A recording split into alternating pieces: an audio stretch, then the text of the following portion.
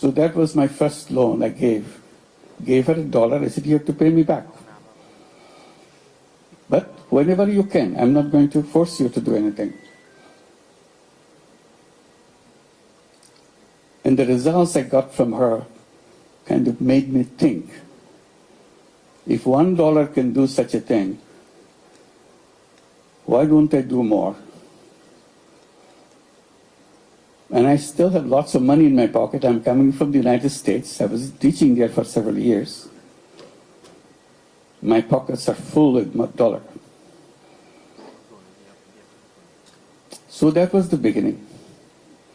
And it led to step by step, not only just lending money, but raising questions, fundamental questions. If this money, this dollar can change one person's life, and you get your money back, why don't we do more? I go to the bank in the campus. It's a newly built campus, newly built banking offices. I talked to the manager. I said, why don't you lend money to the people, poor people in the village? He was shocked. He simply, our good bank cannot lend money to poor people. They are good and are good. Nothing changed. I said, you know what? Your banking system is totally wrong. You are built in a wrong principle. The principle that you work with, the more you have, the more you get. So you're always looking for the guys who have more, so that you can give them more. I said, that's kind of reverse of the actual principle that you should have. Actual principle should have been, the less you have, the more attention you get. My first responsibility is to go at your door to serve you. You don't do that. As a result, you create this problem for the whole village and for the whole country. Now I see it's whole world. Same banking principle. The more you have, the more you get. If you have nothing, you get nothing. So stay there. The whole idea of transforming the society is killed right there. There's nothing wrong with people. They're full of energy, full of creative ideas, but the institutions are built in the wrong way. So I started becoming very vocal. Since I'm a university professor, I'm quoted in the press.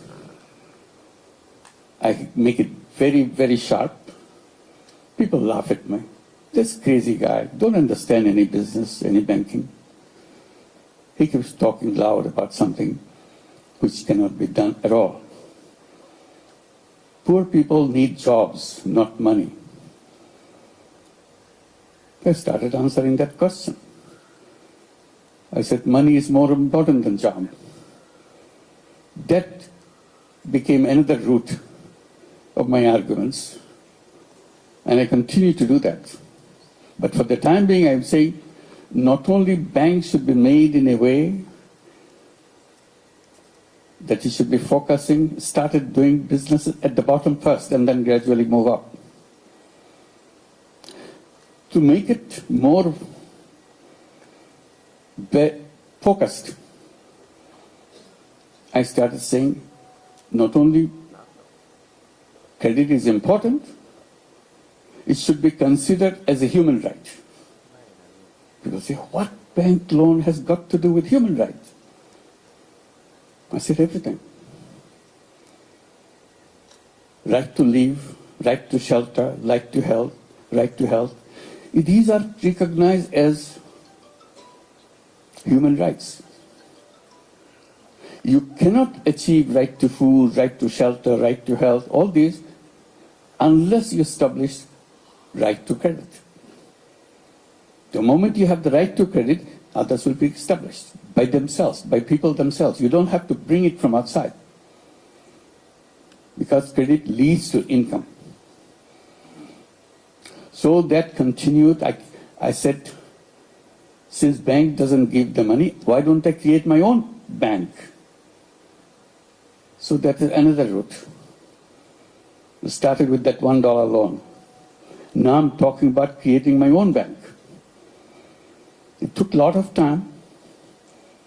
Finally, I created a bank for the village called the Village Bank.